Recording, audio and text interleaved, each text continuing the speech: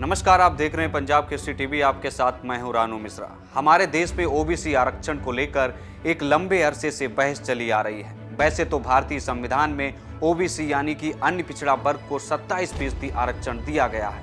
आरक्षण के बाद भी इसके लाभ से ओबीसी की करीब 1,500 जातियों को अब अपने हक से जुड़े लाभ के लिए और ज्यादा इंतजार नहीं करना होगा। करीब 6 साल की लंबी जद्दोजहद के बाद जस्टिस रोहिणी आयोग ने ओबीसी आरक्षण के वर्गीकरण को लेकर अपना काम पूरा कर लिया है। आखिर इस रिपोर्ट में क्या है और किस आधार पर ओबीसी की बाकी जातियों को आरक्षण दिया जाएगा, कितनी श्रेणियों में ओबीसी आरक्षण को बांटा जाएगा, इसी से जुड़ी हमने आपके लिए एक विशेष रिपोर्ट तैयार की है। पहले आप इस रिपोर्ट को देखिए। हिंदुस्तान बहुआयामी संस्कृति और जनजातियों के लिए पूरी दुनिया में एक अलग पहचान रखता है। भारत में हजारों की संख्या में अलग अलग जातियां रहती हैं। इन जातियों को भारतीय संविधान में अलग अलग श्रेणियों के हिसाब से आरक्षण की व्यवस्था भी की गई है। लेकिन ओबीसी आरक्षण को लेकर आजादी के बाद से ही विवाद चला आ रहा है। दरअसल आरक्षण के बाद भी इसके लाभ से वंचित अन्य पिछड़ा वर्ग यानी कि ओबीसी की करीब 1,500 जातियों को अब अपने हक से जुड़े लाभ के लिए ज्यादा इंतजार नहीं करना होगा। बीते 6 साल से ओबीसी आरक्षण को लेकर काम कर रहा जस्टिस रोहिणी आयोग ने ओबीसी आरक्षण के वर्गीकरण को लेकर अपना काम पूरा कर लिया है। रिपोर्ट को पूरी तरह से गोपनीय रखा गया है। जानकारी के मुताबिक रिपोर्ट को अगले 1-2 दिनों में सरकार को सौंपने की तैयारी है। कयास लगाए जा रहे हैं कि ओबीसी आरक्षण को 3 से 4 श्रेणी में बांटने की सिफारिश की गई है। इसमें पहली प्राथमिकता में ऐसी उन सभी जातियों को रखने की सिफारिश की गई है जिन्हें अब तक इसका एक बार भी लाभ नहीं मिला है। ओबीसी की जातियों में इनकी संख्या करीब 1,500 है। आयोग का कार्यकाल इसी 31 जुलाई को खत्म हो रहा है। आयोग ने मांग की है कि उसे रिपोर्ट सौंपने के लिए समय दिया जाए। सूत्रों की माने तो ओबीसी आरक्षण को 2 फॉर्मूले पर बांटने का प्लान तैयार किया गया है। पहले फॉर्मूले में ओबीसी आरक्षण को 3 श्रेणियों में बांटने की सिफारिश है।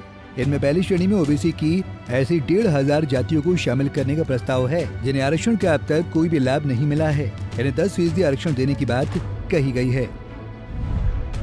दूसरी श्रेणी में ऐसी जातियों को रखा गया है जिन्हें 1 या 2 बार इसका लाभ मिला है।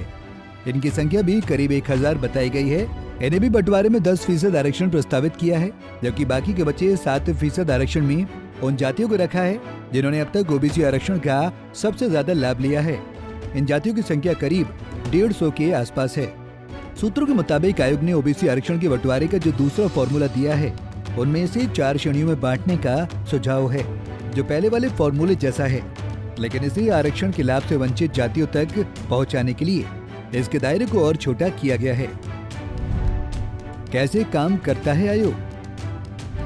दरअसल रोहिणी आयोग का गठन अक्टूबर 2017 में संविधान के अनुच्छेद 340 के तहत किया गया था। उस समय आयोग को अपनी रिपोर्ट प्रस्तुत करने के लिए 12 सप्ताह का समय दिया गया था। हालांकि बाद में इस आयोग को करीब 15 बार विस्तार भी दिया जा चुका है। इस आयोग का गठन केंद्रीय ओबीसी सूची में मौजूद 5,000 जातियों को उप वर्गीकृत करने के कार्य को पूरा करने हेतु किया गया था। उपश्रेणीकरण की आवश्यकता इस धारणा से उत्पन्न होती है कि ओबीसी की केंद्रीय सूची में शामिल कुछ ही संपन्न समुदायों को 27% आरक्षण का एक बड़ा हिस्सा प्राप्त होता है। बाकी हिस्सा आरक्षण से वंचित रहा है।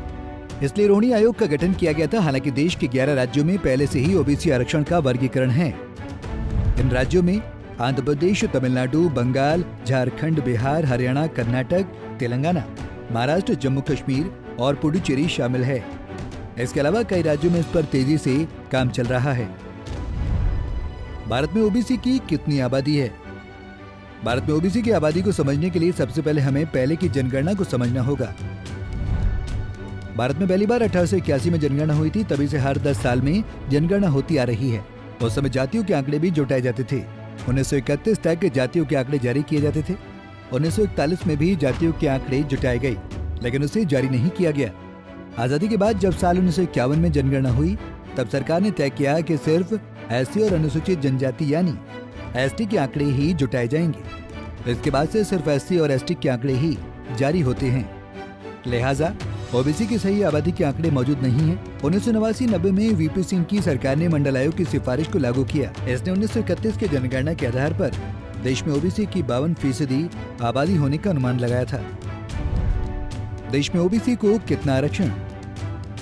आरक्षण को लेकर हिंदुस्तान में एक लंबे अरसे से बहस चली आ रही है।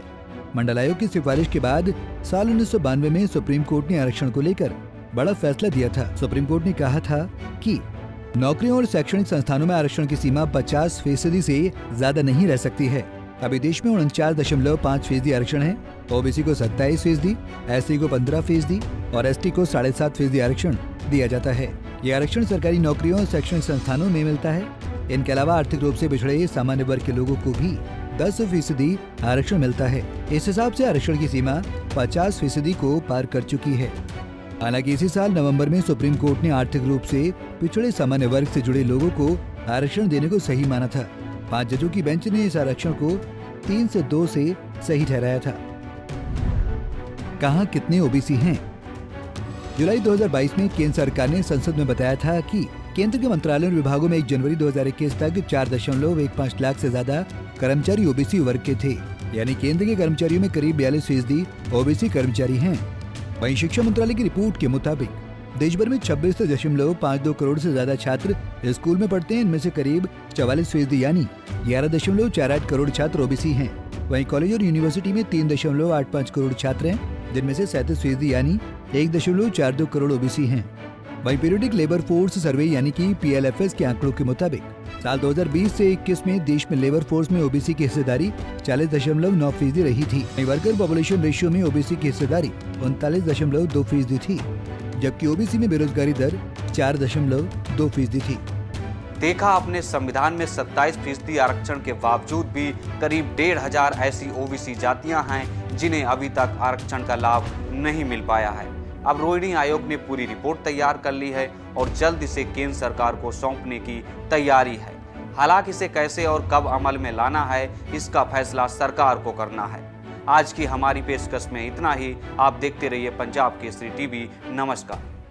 हमसे जुड़े रहने के लिए हमारे YouTube चैनल को सब्सक्राइब करें और नई वीडियो की नोटिफिकेशन के लिए बेल आइकॉन को दबाएं।